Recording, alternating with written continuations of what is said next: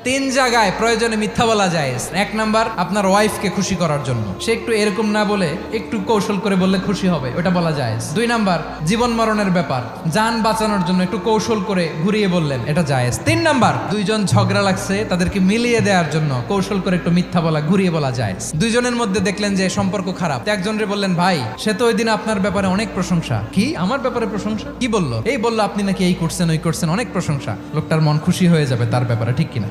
আবার তার সাথে যার ঝগড়া, ওরে যে বলুন, ভাই ওই দিন তো সে আপনার অনেক অ্যাপ্রিসিয়েশন করলো, অনেক। সে তো অবাক, কি রে বলে কি? এই যে দুইজনের ব্যাপারে দুইজনের একটু ভালো ভালো কথা বলে দিচ্ছেন, একদিন দেখবেন রাস্তা দিয়ে হাঁটার সময় একে অপরকে সালাম দিয়ে ফেলছে, সালাম দিয়ে বুকে জড়ায় ধরছে, আছে না নাই? আবার মিলমিশ হয়ে গেছে। কিন্তু আমাদের স্বভাব হইলো, দুই প্রতিবেশী যদি একসাথে বসে একসাথে হাঁটে, দূর থেকে দেখলে আমাদের জলে, আছে না নাই? ঘটনা কি? এই দুইটার মধ্যে এত মিল কে? এই দুইটার মধ্যে গিরিঙ্গি লাগানো যায় কিভাবে? আল্লাহর কাছে তওবা করেন, এই মানসিকতার যেন আমরা না হয়, আমরা মিলিয়ে দিব।